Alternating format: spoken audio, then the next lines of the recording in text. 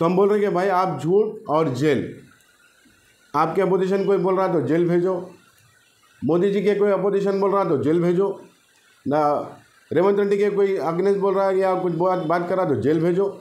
Jail भेजने की आपको इतनी जल्दी लगी हुई है लोगों की कि किसी के ऊपर भी आप जेल भेजने का बोल रहे हैं कि मैं इनको जेल भेज देता हूँ। अरे आपके बाप का राज है ये, हिंदुस्तान आपके डिक्शनरी से चलता या संविधान से चलता?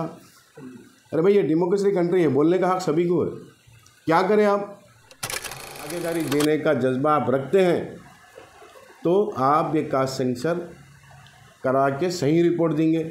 मेरे को तो डाउट है ये लोग रिपोर्ट छुपा देंगे, क्योंकि अभी रोडों के ऊपर जो है आप जाओ वो कास्ट सेंसर के कट्टे मिल रहे रोड के ऊपर, चौरस्तों के ऊपर, रोडों के ऊपर पड़े हुए मिल रहे हैं कई जगह पे। यानी कि वो जो लोग इंफॉर्मेशन लाए वो इंफॉर्मेशन फेंक दे रहे हैं, और फिर कास्ट सेंसर के नाम पे जो आप कर रहे हैं।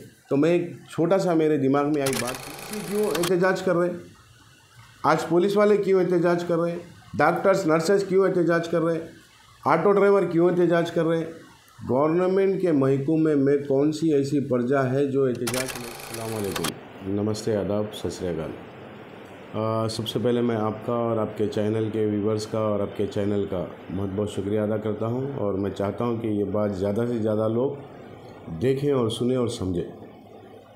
देखिए, आज हमने देखा होगा कि पूरे हिंदुस्तान में सबसे बड़ा झूठ बोलने वाला कौन है, तो आज उनका भी बाप झूठ बोलने में माहिर आ गया कि रेवंत रेड्डी जो सच का पता नहीं है, एक गुंडागर्दी तानाशाह के जैसा स्टेट कोई सीएम चलाया नहीं, और ये वाहिद पहला सीएम ऐसा है जो 10 महीने में सभी कास्ट दरअसल रिलीजन्स के मुंह से गाली सुनो। अभी जो कास्ट सेंसर हो रहा है उसके अंदर भी यही हो रहा। तो बात दरअसल ये है कि मैं सब्जेक्ट 2-3 बोलूँगा आपको आराम से। देखिए, 11 नवंबर के दिन रेवंत रेड्डी जी ने एक कास्ट को टारगेट किया, मुसलमानों को, जबकि मौलाना अब्दुल कलाम आज़ाद साहब की एनिवर्सरी थी और वहाँ पर एजुकेशन डे मनाया जाता। तो वहाँ पर क्या हुआ और उन्होंने क्यों बोला, और फिर वहाँ पे किसको क्या दिया गया, ये बड़ा अहम सवाल है, सोचने की बात है। तो काम करने वाले रेवंत रेड्डी जी की नज़र में वो कहाँ पे कचरे के कुंडे में जाओ, जो वाहवाही और उनके सलाम करने वाले, उनकी चापलूसी करने वालों को उन्होंने आगे रखते। ये बात तो सबसे पहले हुई। मेरा मेन सब्जेक्ट था कि जो है रेवंत रेड्डी जी ने वहाँ पे 11 नवंबर को ये कहा कि मैं मुसलमानों से नाराज़ हूँ। क्यों भाई, आपको गद्दी पे बिठा दिए इसके लिए नाराज़ है? आपको जो है सीएम बना दिए इसके लिए नाराज़ है? आप जैसा झूठा आदमी तेलंगाना की ज़मीन पे पैदा नहीं हुआ होगा, क्योंकि आपने नाइंसाफ़ी की। इलेक्शन के टाइम पे 2 लोगों के साथ, बड़ी 2 कम्युनिटी के साथ नाइंसाफ़ी की आपने। एक मुसलमानों के साथ नाइंसाफ़ी की, दूसरा बीसी के साथ नाइंसाफ़ी की। वहाँ पे बीसी को फर्स्ट आप चॉकलेट दिए, 17 सीटें दे करके जो है आप उनको बोले कि मैं सीट दिया, सब हारने वाले। मुसलमानों को 5 सीटें दिए, जबकि राहुल गांधी जी ये कह रहे हैं कि जितनी मेजॉरिटी उतनी भागीदारी, जितनी मेजॉरिटी उतनी भागीदारी। तो बताओ, ये रेड्डी जो की मेजॉरिटी है, आप बोलो तेलंगाना में रेड्डीज कितने हैं, और ये रेड्डियों की मेजॉरिटी है। रेड्डियाँ कितने हैं, पूरे रेड्डियों को आप गिनो। ये सेंसर चला रहे हैं आप अभी, तो ये हो गया। और फिर आप ये बोल रहे हैं कि 11 नवंबर को फिर से वहाँ बोल रहा हूँ आपको, मुसलमानों से नाराज़ हो। अरे भाई, मुसलमान आपको सीएम बनाए, आप मुसलमानों के साथ क्या करें? आपके दलाल मुसलमान जो आधी कैटेगरी में आते हैं हमारी नज़र में, उन लोगों को आप बड़े बड़े ओहदे दिए। उसमें से कुछ लोगों का तो सियासत से कोई ताल्लुक ही नहीं है, दलाली करने वाले, उन लोगों को आप दे दिए सेटविन। जब से एपी स्टेट में सेटविन बना और तब से लेके तेलंगाना स्टेट बनने तक अभी तक 2023 तक सेक्विन के अंदर मुसलमान चेयरमैन होता था। आपने अभी क्या किया, वहाँ का चेयरमैन हटा दिए। आप बोले कि मैं 8 जनों को दिया। अरे भाई 32 जगह चेयरमैन आना चाहिए मुसलमान, और 32 जगह पोस्ट आना चाहिए। हम गुलिस्तां गवर्नमेंटों की अगर बात करें तो आपकी बानिस्बत वो लोग कुछ अच्छा करे थे मुसलमानों के लिए और मुसलमानों के एजुकेशन के लिए करे थे। आप तो वो सब ख़त्म कर दे रहे हैं।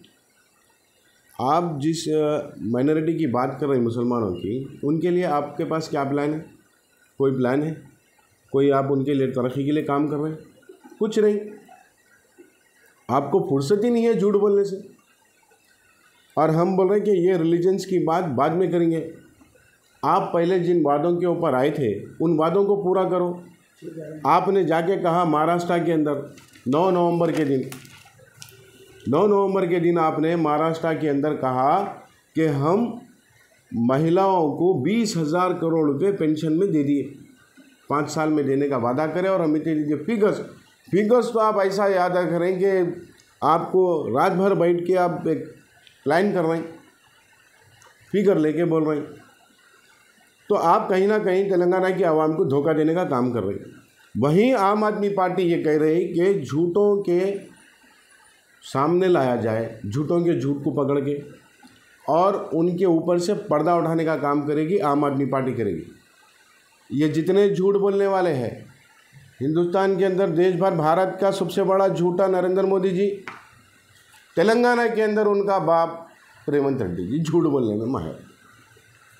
तो हम बोल रहे हैं कि भाई आप झूठ और जेल, आपके अपोजिशन कोई बोल रहा तो जेल भेजो, मोदी जी के कोई अपोजिशन बोल रहा तो जेल भेजो, ना रेवंत रेड्डी के कोई अगेंस्ट बोल रहा है या कुछ बात कर रहा तो जेल भेजो। जेल भेजने की आपको इतनी जल्दी लगी हुई है लोगों की कि किसी के ऊपर भी आप जेल भेजने का बोल रहे हैं कि मैं इनको जेल भेज देता हूँ।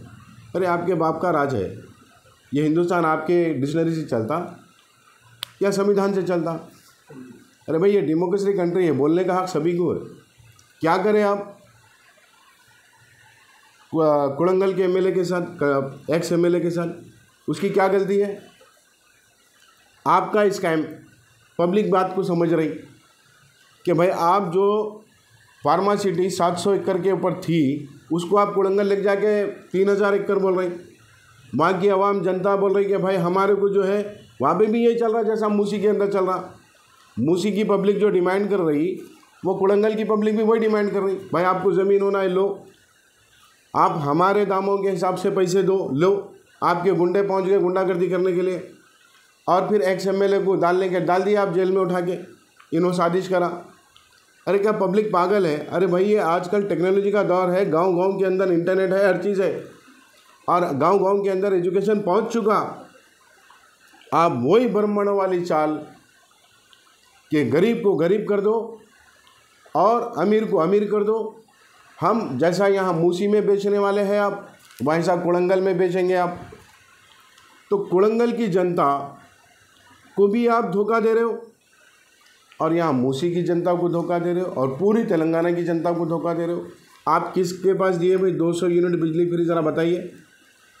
आप कौन सी महिला को पेंशन दे दिए जब से 11 महीने के अंदर गवर्नमेंट बनी? 11 महीने में क्या हो गया?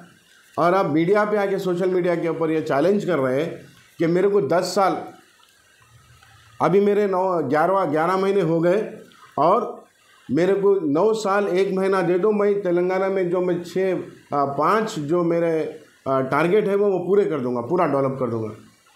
अरे आपके पास, आपको झूठ बोलने से और आपको जो है पैसे बटोरने से और आपको जो स्कैम करने से फुर्सत मिली तो आप डेवलप करेंगे। ये सारे जो प्रोजेक्ट है आपके एक स्कैम की तरफ जा रहे हैं। सिर्फ तेलंगाना की आवाम को इससे कोई फ़ायदा नहीं होगा, और बल्कि आप विदेशियों के हाथ में ज़मीन बेचेंगे तेलंगाना की, और उसके बाद में आप जो है तेलंगाना की पब्लिक को रोड पे लाने का काम करेंगे। आप तेलंगाना के अंदर कोई डेवलपमेंट नहीं लाना चाहते, डेवलपमेंट के नाम पे खाना चाहते, क्योंकि आपको अच्छी तरीके से मालूम है।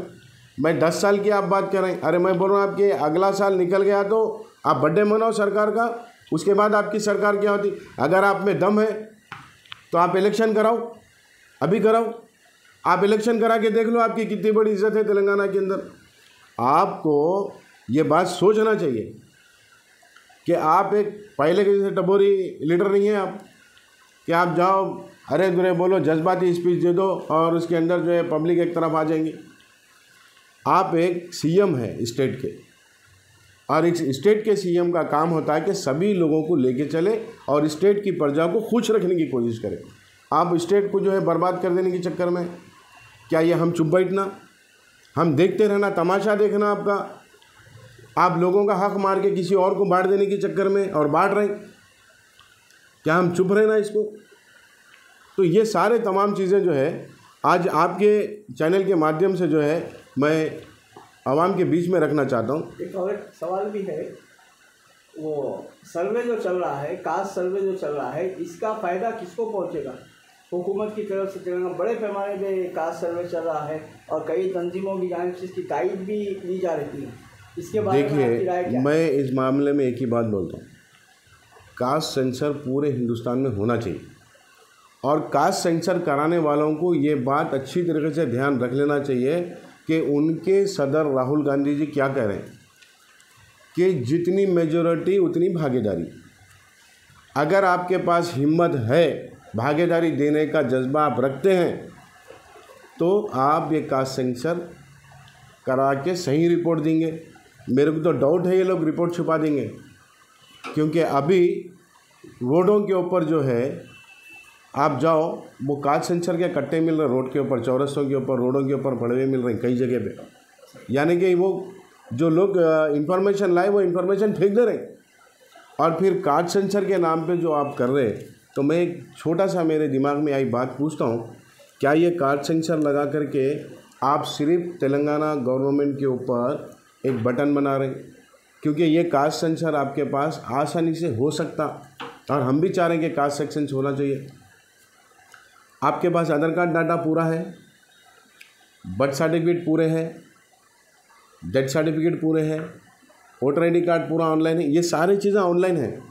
आप महीने बच्चा पैदा हुआ 1 महीने के अंदर बल्दिया के अंदर से बर्थ सर्टिफिकेट आता, कोई आदमी अगर मर गया 1 महीने के अंदर डेथ सर्टिफिकेट आता, बल्दिया के अंदर पूरे वोटर ID कार्ड है, टोटल सरनेम के साथ है, आधार कार्ड है। आप क्यों ऐसा एक पैटर्न नहीं लाते कि Aadhaar card, voter ID card, birth certificate, death certificate link क्यों नहीं हो जाता? वो आसानी से आपके पास मिल जाता, एक बटन दबाओ और पूरा कास्ट सेंसर कर लो, मेजॉरिटी गिन लो। ये आसानी से हो सकता ना। ये लोगों को, टीचरों को तकलीफ़ दे के, गवर्नमेंट ऑफिसरों को तकलीफ़ दे के, सबको काम पे लगा के क्या साबित करना चाह रहे हैं आप? इससे पहले एक सर्वे कराए, वो सर्वे आपका झूठा था। आप सर्वे करा के क्या लोगों को दिए? आप कहें कि मैं 6 गारंटी के लिए सर्वे करा रहा हूँ, 6 महीने हो गया सर्वे करा के। वो सर्वे में आपने कुछ किसी को दिया या बिलो पॉवर्टी लाइन के नीचे खींच दिए। अरे साहब, हम प्रचार करें आपका, हम पूरे 5 साल प्रचार करें कि नहीं कांग्रेस पार्टी आना चाहिए, आना चाहिए, आना चाहिए। 10 साल हम लड़े, 9 साल BRS से, और लड़ने के बाद में जब आपकी नीयत में खोट था, हम पार्टी छोड़े और पार्टी के अगेंस्ट खड़े रह के बात करें कि ये आदमी की नीयत में खोट है और ये खोट आई भाई सबको मालूम हो गया। आज सभी जान रहे हैं कि हाँ भाई कलीम बाबा सही बोल रहा था बात।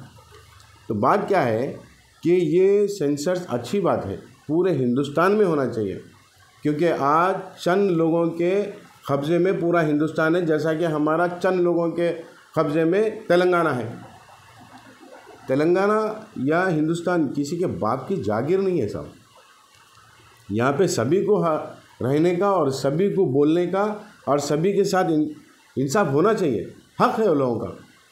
ये क्या आप एक रड्डी लॉबी बना दिए पूरे तेलंगाना को? आज BC क्यों एहतजाज कर रहे हैं? आज पुलिस वाले क्यों एहतजाज कर रहे हैं? डॉक्टर्स, नर्सेस क्यों एहतजाज कर रहे हैं? ऑटो ड्राइवर क्यों एहतजाज कर रहे हैं? गवर्नमेंट के महकमे में कौन सी ऐसी प्रजा है जो एहतजाज नहीं कर रही? किसान एहतजाज करें, ये सारे एहतजाज आज कर रहे हैं, लेकिन उनके लिए आपके पास कोई सोल्यूशन नहीं है, कोई जवाब नहीं है, कुछ नहीं। आप चाह रहे हैं कि मैं बस कैसे लपेटूं पैसे और कैसे किसके ऊपर से लाऊं और मैं क्या करूं। अरे भाई, सबसे पहले तेलंगाना के अंदर की बेरोज़गारी ख़त्म करो। बेरोज़गार नौजवानों की सोचो। अरे जो लोग रोज़ी रोटी पे थे, जो कमा रहे थे, कुछ भी खा रहे थे, आज तो उनके हाथ बहुत बुरे तरीके से बने हुए। अगर हम लोकल सर्वे करते, मिडिल क्लास में अगर जाके हम सर्वे करते हिंदुस्तान में या तेलंगाना के अंदर हम अगर सर्वे करें कि भाई बिजनेस लेवल क्या चल रहा, हर 5 आदमी में से उठाओ 4 आदमी बहरान। तेलंगाना की इकोनॉमिक डैमेज, मैं बार बार कह रहा हूँ कि ये पॉलिसीज़ ख़तरनाक है। तेलंगाना की आवाम को पूरी गरीब किया जा रहा और एक तरफ से गरीबों को निकाल के भगाया जा रहा। वो किधर ले जाने की पॉलिसी है ये सब? आप एक तरफ कहते हैं मूसी मैं साफ़ करूँगा, मूसी बनाऊँगा, मूसी को डेवलप करूँगा बोल रहे हैं, और वहाँ के 3,75,000 आदमी को निकाल दे रहे हैं। कोड़ंगल के अंदर जो है आप 1,000 आदमी का 2,000 आदमी से ज़मीन खींच लेने की बात कर रहे हैं। हाँ, और आप हर जगह जो आपके प्लान चल रहे हैं उसमें किसी ना किसी तरीके का वही प्लान चल रहा है आपका। तो आप पहली तो बात अच्छे से सोचो। मैं रेवंत रेड्डी जी को एक मशवरा दे रहा हूँ कि आप सोचो, आप पॉलिटिक्स में अनक्वालिफाइड है और आपको पॉलिटिक्स नहीं मालूम। आप गुंडागर्दी छोड़ दो और आपके लोगों को बोलो गुंडागर्दी बंद करो, वरना ये तेलंगाना की जनता आपको जगह जगह मारेंगी। कोड़ंगल याद रखना, कोड़ंगल के कलेक्टर का जो हाल हुआ वही हाल तुम्हारे लीडरों का और तुम्हारा होगा हर जगह। और हम तो ये बात को अवेयरनेस में लाएंगे, क्योंकि हम जानते हैं आप चाहे जेल में डालो, आप चाहे गोली मारो, आप जो चाहे वो करने की कोशिश करो, लेकिन हम नाइंसाफ़ी के खिलाफ बराबर आवाज़ उठाएंगे। तेलंगाना की जनता हमारी जनता है, तेलंगाना की जनता के लिए हम बात करेंगे। और एक सवाल ये है, जो महाराष्ट्र में इलेक्शन चल रहा और कई पार्टी इसमें हिस्सा ले रही है, यहाँ के तेलंगाना के जो कांग्रेस के लीडर्स है वो जाकर यहाँ की गारंटीज के बारे में वहाँ पे बात कर रहे हैं, तो उसके ताल्लुक से आप? मैंने कहा कि 9 नवंबर के दिन खुद हमारे सीएम साहब रेवंत रेड्डी जी ये बात वहाँ के प्लेटफॉर्म, महाराष्ट्र के प्लेटफॉर्म से ये झूठ परसे हैं और ये झूठ बोले हैं। पूरी तेलंगाना की आवाम के दिल को तकलीफ़ देने की बात करें, आपसे नहीं हो सक रहा तो नहीं होना था बोलना, लेकिन ये महाराष्ट्र की जनता भी जानती है कि तेलंगाना के अंदर बहुत बड़ा सीएम झूठा है वो रेवंत रेड्डी जी बोल के, क्योंकि तेलंगाना के अंदर एक भी स्कीम के ऊपर, एक भी पॉलिसीज़ के ऊपर काम नहीं हुआ। महालक्ष्मी स्कीम में हम ये दे दिए, बोले आप 20,000 करोड़ का प्लान, हम इतने हज़ार करोड़ दिया। अरे किसी को छोड़ दो, जो रेगुलर पेंशन आ रही थी वो भी नहीं मिल रही लोगों को। तो इस तरीके के झूठ को जो है परोसा जा रहा। ये 6 गारंटी पूरी तेलंगाना गवर्नमेंट की फेक गारंटी है और इसमें कोई तेलंगाना की गवर्नमेंट को मिलने वाला नहीं। लेकिन आम आदमी पार्टी ये चैलेंज कर रही कि तेलंगाना की आवाम को ये बोल रही कि आम आदमी पार्टी चंद दिनों में इक़्तिदार पे आएगी, चाहे आम आदमी पार्टी पूरा काम करेगी। तो हमारा एजेंडा ये होगा कि हम बोल रहे हैं कि भाई फ्री एजुकेशन होना चाहिए और फ्री हेल्थ होना चाहिए। गवर्नमेंट स्कूल इतने अच्छे बना सकते हैं, तो जब हमारे को प्राइवेटाइजेशन में करने की क्या ज़रूरत है? हेल्थ में आज जो लोगों की जितनी परेशानी है वो चीज़ आम आदमी पार्टी ये सब चीज़ों को लाएगी और करेगी। इन जैसे झूठ बोलने वाले नहीं है। हमारी 2 स्टेटों में हुकूमत है और दोनों स्टेट में जाके अगर जांच लिए तो वहाँ पे कुछ हमारे को सेंटर से सपोर्ट ना होने के कारण भी हम लोगों ने वहाँ पे किया और यहाँ पे भी करेंगे। आने वाला वोट टाइम बाकी है भी, और वोट टाइम के अंदर देखा जाएगा क्या क्या होगा। और लेकिन मैं तेलंगाना की आवाम से भी अपील कर रहा हूँ कि जागो, ये झूठ बोलने वालों से, ये नफ़रत पैदा करने वालों से जागो। एक कहते हैं बटोगे तो कटे हुए, और एक कहते हैं कि एक रहोगे तो स्वस्थ रहोगे, और एक कहते हैं कि हम एक की नहीं अनेक की बात करें, अनेक रहेंगे तो हम रहेंगे। अरे ये क्या तमाशा है भाई? ये पॉलिटिक्स में क्यों इतने बड़े बड़े शब्द? ये बहुत बड़े बड़े शब्द है। हाँ, क्यों काटने की, बांटने की और ये पॉलिसी कर रहे हैं? हाँ, और एक साहब बोल रहे आपका कोई वजूद ही नहीं है, अनेक होंगे तो हम एक होंगे। अरे ये सब क्या बात है? ये चीज़ों से कोई नहीं होता। आप डेवलपमेंट के लिए बात करके इलेक्शन लड़ो, आप में दम है तो, और डेवलपमेंट लाओ।